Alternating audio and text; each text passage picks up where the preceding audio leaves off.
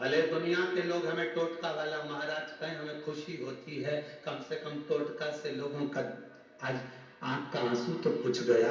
वही बहुत, वही बहुत। कहने वाला कुछ भी कहे, आग लगे बस्ती में, अपन रहो मस्ती में, बहुत खुश रहो, बहुत खुश।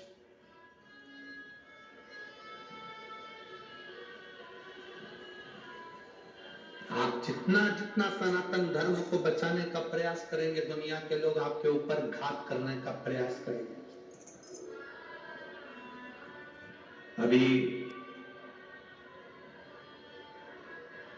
परसों के दिन करणी सेना के राष्ट्रीय अध्यक्ष सुखदेव सिंह, जिनको कई लोग कक्ष में प्रवेश कर गोलियों से भूंज कर चले गए,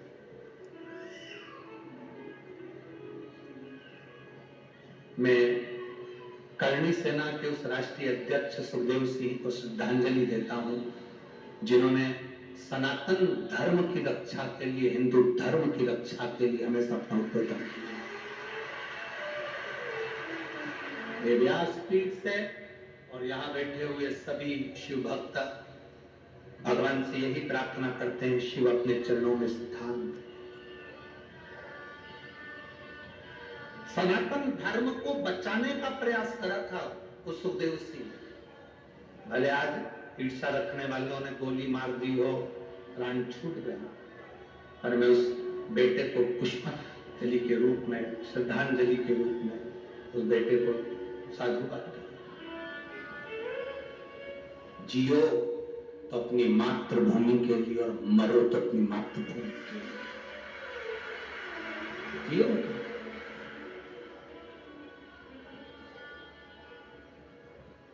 संपूर्ण राजपूतानाओं को, राजपूतों को यही कहूंगा, सुखदेव सिंह से सीखना, अपनी वाणी के बल पर हिंदू धर्म की रक्षा के लिए अग्रण्य रहा वो व्यक्ति, ये सीखना।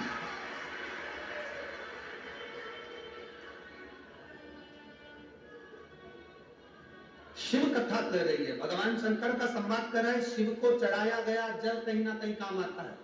लोग हंसेंगे, जैसे वो बेटी कर रही थी मेरे पिता पर, लोग हंसते थे। एक बहन ने लिखा, 20 साल तक औलाद नहीं हुई, दो लोग हंसते रहे, ताना देते रहे। इसमें एक पत्र और किसी ने भेजा कि उस बच्ची की किडनी बेकार हो गई थी, पूरी किडनी सड़ गई, खराब हो गई।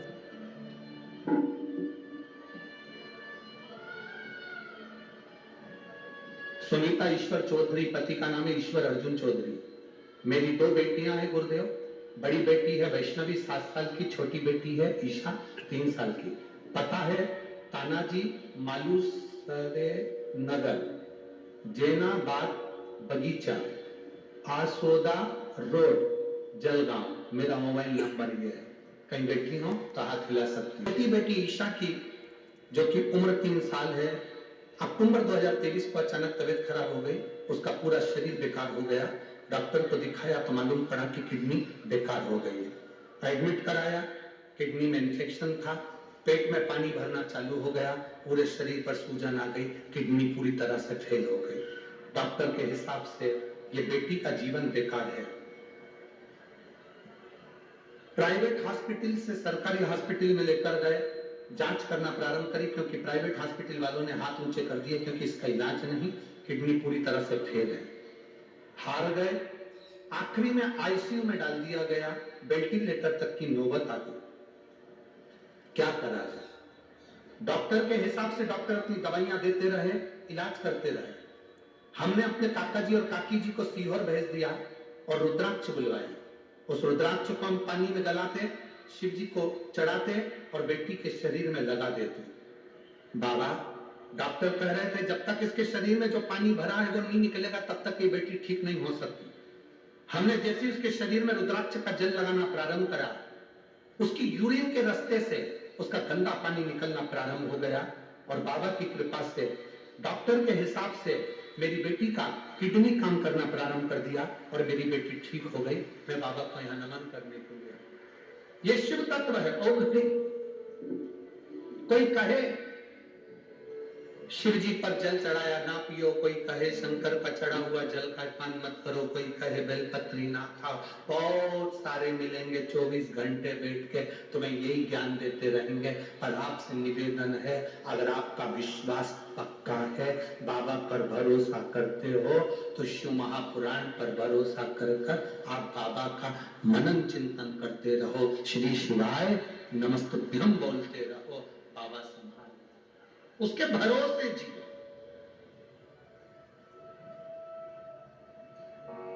उसके आश्रित हो जाओ, उसके आश्रित। ये जल तुम्हें काम आएगा। अष्टावक्र जी ने जल लगाया, चले उत्तर दिशा में पहुंच गए। एक बूढ़ी माँ बैठी थी, तपस्या कर रही थी। बूढ़ी माँ के सामने तपस्या करते हुए अष्टावक्र जी ने देखा, उसको देखकर दर्शन करा। बूढ़ी माँ के नेत्र खुले, उसके घर की दासियां आ गई, दासियों ने उसकी सेवा करी अष्टावक्र जी की। अष्टावक्र जी विश्राम करे, भोजन करे, सोने लगे, आराम करने लगे। अष्टावक्र जी हर परीक्षा में पास हो, प्रत्येक परीक्षा में अष्टावक्र जी पास हो, प्रत्येक परीक्षा। समय निकला, अष्टावक्र जी जब पूर्ण तरह से 10 दिन रुके और 10 दिन में सब परीक्षा पास हो गए, बूढ़ी मां से अष्टावक्र जी ने कहा, तुम सत्य बताओ कि तुम हो कौन, तुम कौन हो। उस बूढ़ी में से स्त्री प्रकट हुई, बड़ी सुंदर। उसने कहा, मैं उत्तर दिशा हूं। कौन सी दिशा हूं? उत्तर दिशा। मैं उत्तर दिशा हूं। आप जब मेरे पास में आए, शिवजी पे चढ़े हुए जल को मस्तक पर त्रिपुंड लगाकर आ गए, इसलिए आपकी राहें मैंने सुलभ कर दी। नहीं तो अष्टावक्र जी, आप बदन्य ऋषि की पुत्री से कभी विवाह नहीं कर पाते, पर रास्ते को खोलने वाला महादेव था, जिसके जल ने तुम्हारा रास्ता खोला। बहुत समस्या जिंदगी में आती है, बहुत तकलीफें आती है, बहुत कष्ट आते हैं, बहुत रोग आते हैं, बहुत बीमारी आती है, बहुत दुख आते हैं। कष्ट देने वाला कष्ट देने का काम करता है, दुख देने वाला दुख देने का काम करेगा। ये हमारे पुराने संबंधों के अनुसार हमें भोगना पड़ेगा। पर शंकर पर चढ़ाया गया जल आपकी जिंदगी की सार्थकता सिद्ध करेगा। जिंदगी की सार्थकता शिव पर चढ़ा हुआ जल सिद्ध कर देता।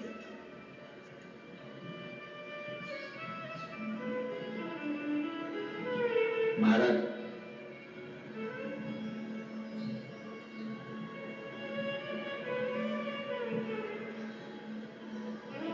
भक्ति का जो फल होता है वो कभी खाली नहीं जाता।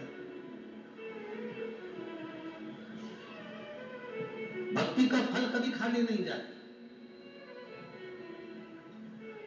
आप यहां शिव महापुराण की कथा में आए हो तो आपने भक्ति का बीज बोया है, शिव भक्ति का बीज बोया। हम तो जलगांव की पवित्र भूमि पर ये भक्ति का बीज लगाकर जा रहे हैं।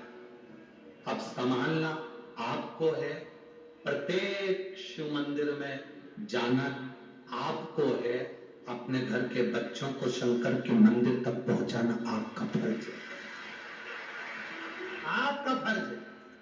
सुबह, रात्रि को, दिन में जब फुर्सत मिले, दुकान भी चले, व्यापार भी चले, तो दिल से अपनी गादी पर बैठकर उस महादेव को याद करना, कुबेर भंडारी को याद करना, कुबेरेश्वर महादेव को याद करना, मन से श्री शिवाय नमस्तुभ्यम करना, दिल से करना, सुनेगा।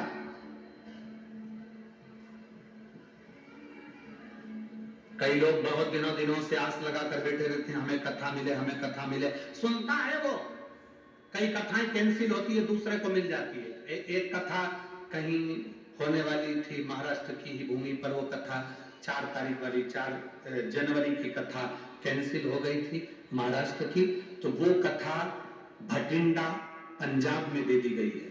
4 जनवरी से 10 जनवरी तक भटिंडा पंजाब में शिव महापुराण की कथा रहेगी। भटिंडा पंजाब क्रिकेट खेल मैदान में वो कथा होगी, भटिंडा पंजाब के उस खेल मैदान के अंतर्गत वो कथा